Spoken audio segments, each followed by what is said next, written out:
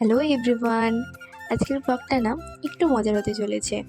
প্রতিদিনের মতন কলেজে ক্লাস করছি, আর ক্লাস করে এখন আমি মেসে ফিরে এসেছি। আর এসেই দেখি বাবাকে।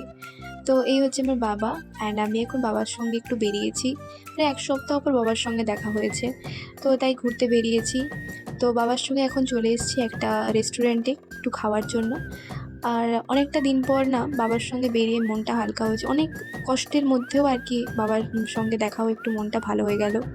তো এখন মূলত খাওয়ার জন্য অর্ডার করেছি। বাবার জন্য একটা ধোসা অর্ডার করেছি, অ্যান্ড আমি একটা রুটি আর একটা সবজি অর্ডার করেছি। খুব খিদেও লেগেছিল, তাই আমি প্রায় দুটো রুটি আর সবজি প্রায় একাই শেষ করেছি, আর বাবা এদিকে খাচ্ছে।